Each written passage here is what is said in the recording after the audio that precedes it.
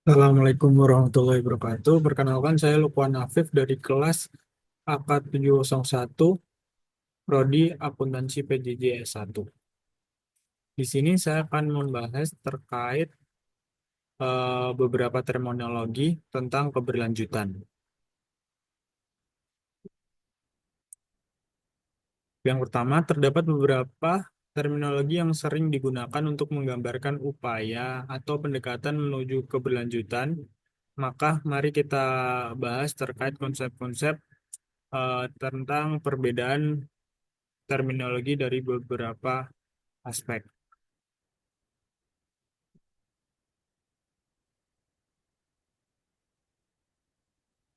Yang pertama adalah sustainable development. Definisinya sendiri adalah pembangunan yang memenuhi kebutuhan saat ini tanpa mengorbankan kemampuan generasi mendatang, yang berfokus pada keseimbangan antara faktor ekonomi sosial dan lingkungan. Dan peran akuntansi dalam sustainability development ini adalah menyediakan informasi untuk memantau dan mengevaluasi dampak ekonomi dan lingkungan. Sustainability development ini adalah konsep yang pertama kali dipopulerkan oleh Komisi Brundtland pada tahun 1987 yang mendefinisikan pembangunan berkelanjutan sebagai pembangunan yang memenuhi kebutuhan saat ini tanpa mengorbankan kemampuan generasi mendatang untuk memenuhi kebutuhan mereka.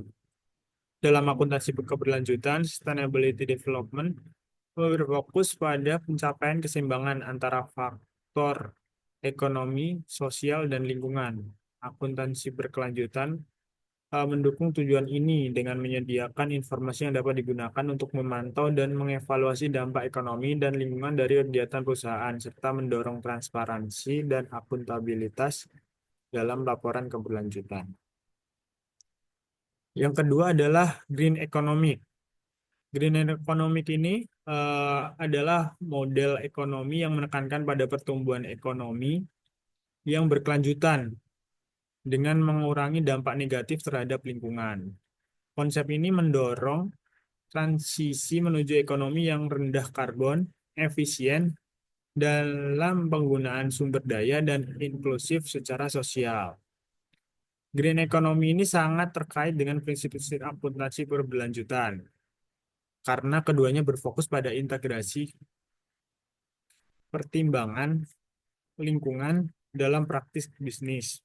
Dalam akuntansi berkeberlanjutan, perusahaan diminta untuk mempertimbangkan dan melaporkan dampak ekonomi dari kegiatan mereka, misalnya emisi karbon, penggunaan energi, dan limbah, serta langkah-langkah yang diambil untuk memitigasi dampak tersebut. Selanjutnya adalah green accounting. Green accounting ini dalam definisinya sendiri adalah sistem akuntansi yang memperhitungkan faktor-faktor lingkungan dalam laporan keuangan perusahaan. Dan cakupannya antara lain adalah penilaian dan pelaporan dampak aktivitas ekonomi terhadap sumber daya alam dan lingkungan. Serta komponen-komponen yang mendukung adalah komponen penting dalam akuntansi berkelanjutan ini melibatkan pengukuran dan pelaporan kerugian atau biaya yang terkait dengan kerusakan lingkungan, misalnya polusi atau lingkungan keanekaragaman hayati, dan cara-cara untuk mengurangi dampak ini melalui investasi dalam teknologi, efisiensi energi, dan pengelolaan limbah. Kemudian yang selanjutnya adalah sustainability accounting. Sustainability accounting ini adalah pendekatan yang lebih luas dan mencakup tidak hanya faktor-faktor lingkungan, tetapi juga faktor sosial dan ekonomi dalam laporan keuangan dan pengambilan keputusan perusahaan. Tujuan utamanya adalah untuk mengukur dan melaporkan kinerja keberlanjutan perusahaan dalam tiga dimensi. Yang pertama adalah ekonomi, sosial, dan lingkungan. Sustainability accounting mencakup prinsip-prinsip dasar akuntansi keberlanjutan yang berfokus pada pengukuran dan pelaporan dampak sosial, lingkungan, dan ekonomi dari operasi bisnis. Sehingga hal ini melibatkan penggunaan indikator kinerja yang tidak hanya mengukur laba dan kerugian finansial, tetapi juga dampak jangka panjang terhadap masyarakat dan lingkungan. Sustainability report atau laporan keberlanjutan seringkali dihasilkan melalui pendekatan ini. Kemudian perbedaan kunci dari beberapa terminologi keberlanjutan yang sudah dibahas tadi, antara yang pertama adalah sustainability development adalah konsep yang umum atau yang luas yang mencakup pembangunan integrasikan pertumbuhan ekonomi dengan perlindungan lingkungan dan sosial. Kemudian untuk yang green economic itu berfokus pada transisi ekonomi keberlanjutan dengan meminimalkan dampak lingkungan melalui efisiensi sumber daya. Dengan untuk green accounting, yaitu spesifik pada penerapan akuntansi untuk mengukur dan melaporkan dampak lingkungan dari aktivitas perusahaan. Kemudian yang keempat adalah sustainability accounting, yaitu mencakup aspek yang lebih luas, termasuk lingkungan sosial dan ekonomi dalam evaluasi kinerja perusahaan. Topik selanjutnya adalah apakah Corporate Social Responsibility atau CSR dan Sustainability Accounting adalah hal yang sama. Selanjutnya kita bahas Corporate Social Responsibility atau CSR dan Sustainability Accounting adalah dua konsep yang terkait erat dalam konteks keberlanjutan dan tanggung jawab perusahaan. Namun mereka memiliki fokus dan pendekatan yang berbeda. Berikut adalah beberapa penjelasan mengenai perbedaan dan hubungan antara keduanya. Yang pertama adalah CSR. CSR sendiri memiliki definisi kewajiban perusahaan untuk bertindak secara etis dan bertanggung jawab terhadap dampak sosial, lingkungan, dan ekonomi dari operasi mereka. Fokusnya terhadap tanggung jawab sosial, kegiatan sukarela, dan hubungan dengan pemangku kepentingan.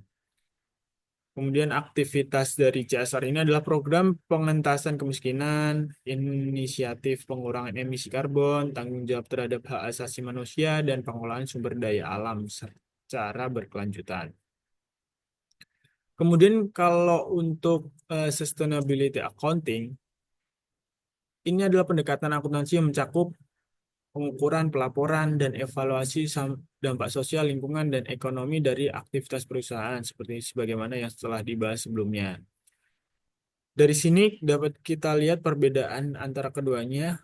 CSR berfokus pada tindakan dan kebijakan sukarela untuk memberikan manfaat sosial dan lingkungan, sering bersifat kualitatif dan tidak selalu disertai pelaporan terstruktur. Sedangkan sustainability accounting adalah proses pengukuran dan pelaporan terstruktur untuk menilai dampak jangka panjang kegiatan perusahaan, melibatkan pengumpulan data kuantitatif yang dapat diukur dan dilaporkan dalam format terstandarisasi.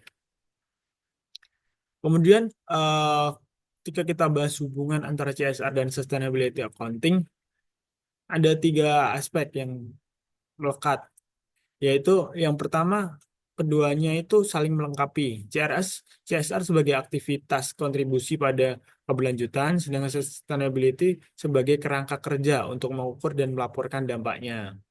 Kemudian untuk pelaporannya, CSR menjadi bagian dari laporan yang disusun dalam kerangka sustainability accounting. Sehingga CSR ini merupakan bagian dari produk sustainability accounting. Kemudian untuk yang ketiga adalah transparansi. Sustainability accounting memungkinkan perusahaan lebih transparan dalam mengungkapkan hasil inisiatif CSR itu sendiri. Yang ketiga adalah penerapan CSR di Indonesia. CSR sendiri diatur oleh UU nomor 40 tahun 2007 tentang perserialan terbatas. Di dalamnya dijelaskan terkait aturan-aturan mengenai CSR itu sendiri. Penerapan CSR ini di Indonesia telah berkembang pesat dalam beberapa tahun terakhir seiring dengan meningkatnya kesadaran perusahaan akan pentingnya tanggung jawab sosial dan lingkungan mereka. CSR di Indonesia tak hanya dianggap sebagai kegiatan filantropi atau kontribusi untuk masyarakat, tetapi juga bagian dari strategi bisnis yang dapat menciptakan nilai jangka panjang bagi perusahaan dan masyarakat. Kewajiban dari CSR ini adalah perusahaan di sektor sumber daya alam diwajibkan melaksanakan CSR berdasarkan aturan dari UU nomor 40 tahun 2007 itu. Dan yang memotivasi adalah eh, komitmen terhadap keberlanjutan, peningkatan kualitas hidup masyarakat, dan pelestarian lingkungan. Contoh perusahaan yang menerapkan CSR yang pertama adalah Tiket.com. Tiket.com adalah perusahaan bergerak di bidang teknologi dan menyediakan layanan pemesanan tiket perjalanan termasuk dalam kategori perusahaan yang lebih kecil dibandingkan dengan perusahaan seperti Unilever atau Astra. Meskipun demikian, Tiket.com memiliki berbagai program CSR yang berfokus pada pemberdayaan masyarakat dan keberlanjutan lingkungan. Contoh dari program CSR Tiket.com ini yang pertama adalah Tiket untuk Indonesia, yaitu program yang bertujuan untuk membantu mengembangkan destinasi wisata lokal di Indonesia yang mungkin kurang terkenal oleh wisatawan dengan mendukung promosi destinasi wisata lokal. Tiket.com tidak hanya berupaya membantu meningkatkan ekonomi, tapi juga membuka lapangan kerja bagi masyarakat setempat. Kemudian yang kedua adalah donasi melalui pembelian tiket. Tiket.com juga melakukan program yang memungkinkan pelanggan untuk menyumbang sejumlah uang sebagai donasi pada saat pembelian tiket. Program ini sering kali dilaksanakan dengan bekerja sama dengan organisasi nirlaba untuk memberikan bantuan pada masyarakat yang membutuhkan seperti korban bencana alam atau masyarakat yang membutuhkan akses pendidikan. Kemudian yang ketiga adalah pengurangan dampak lingkungan. Eh, Program CSR dari Tiket.com ini adalah untuk mendukung keberlanjutan, menjalankan kampanye untuk mengurangi dampak negatif perjalanan seperti kampanye penggunaan transportasi ramah lingkungan dan mendorong pelanggan untuk membeli pilihan perjalanan yang lebih berkelanjutan. Kemudian untuk perusahaan yang kedua yang telah menerapkan CSR di Indonesia adalah Kopi Kenangan. Kopi Kenangan adalah kopi lokal yang berkembang pesat di Indonesia, juga menjalankan program CSR meskipun dalam skala yang lebih kecil dibandingkan perusahaan besar. Fokus mereka adalah pada pemberdayaan masyarakat dan keberlanjutan dalam industri kopi. Contoh dari program CSR Kopi Kenangan ini adalah yang pertama pemberdayaan petani kopi. Salah satu inisiatif CSR Kopi Kenangan adalah membantu para petani kopi lokal di Indonesia. Melalui kerjasama dengan para petani, Kopi Kenangan memastikan bahwa petani mendapatkan harga yang adil dan mendukung mereka untuk mengembangkan praktik pertanian kopi yang lebih ramah lingkungan dan berkelanjutan. Ini tidak hanya memberikan keuntungan ekonomi bagi petani, tetapi juga membantu meningkatkan kualitas kopi yang dihasilkan. Program yang kedua adalah program pendidikan dan pelatihan. Kopi Kenangan ini melaksanakan program pelatihan bagi karyawan dan mitra mereka, khususnya dalam hal keterampilan barista dan kewirausahaan. Mereka berkomitmen untuk meningkatkan kualitas sumber daya manusia, terutama di daerah-daerah yang lebih terpencil, sehingga memberikan peluang yang lebih baik. Kemudian program yang ketiga adalah sustainability dalam operasional, yaitu bagian dari upaya keberlanjutan. Kopi Kenangan ini juga berkomitmen untuk mengurangi penggunaan plastik sekali pakai. Mereka telah mengimplementasikan penggunaan kemasan ramah lingkungan dan memperkenalkan konsep pengisian ulang bagi pelanggan yang membawa wadah sendiri. Selain itu, akan saya jelaskan terkait dampak CSR pada perusahaan kecil dan menengah. Terdapat beberapa dampak dari penerapan CSR ini. Yang pertama adalah manfaat ekonomi. CSR dapat meningkatkan efisiensi operasional, mengurangi biaya, dan membuka peluang pasar baru. Yang kedua adalah reputasi dan loyalitas. meningkatkan CSR ini dapat meningkatkan citra merek, meningkatkan pelanggan baru, menarik pelanggan, dan mempertahankan loyalitas pelanggan. Kemudian inovasi. Dengan adanya CSR ini mendorong pengembangan produk bagi perusahaan dan layanan yang lebih berkelanjutan dan inovatif. Namun, di antara banyaknya keuntungan tersebut, terdapat beberapa tantangan dalam mengimplementasikan CSR itu sendiri. Yang pertama adalah tentunya keterbatasan sumber daya. Perusahaan kecil mungkin akan kekurangan dana atau tenaga kerja dalam menerapkan CSR itu. Kemudian yang kedua adalah kurangnya pengetahuan, yaitu pemahaman terbatas tentang praktik CSR yang efektif. Kemudian pengukuran dampak. eh, Terkadang perusahaan kesulitan dalam mengukur dan melaporkan hasil CSR itu sendiri. Kemudian keseimbangan prioritas, yaitu menyeimbangkan CSR dengan tujuan bisnis lainnya. Karena terkadang hal tersebut tidak sejalan seperti itu. Kemudian dalam jangka panjang CSR di Indonesia ini akan memiliki integrasi yang strategis. CSR akan semakin terintegrasi dengan strategi bisnis inti perusahaan. Kemudian kolaborasi, yaitu peningkatan kerjasama antar perusahaan, pemerintah, dan masyarakat dalam inisiatif CSR, serta inovasi yang berkelanjutan. Fokus, yaitu fokus pada inovatif, pada solusi inovatif untuk masalah sosial dan lingkungan melalui CSR. Kemudian adalah pelaporan yang terstandarisasi. Dari adanya CSR ini dapat mengadopsi standar pelaporan keberlanjutan yang lebih ketat dan terukur. Sekian penjelasan dari saya.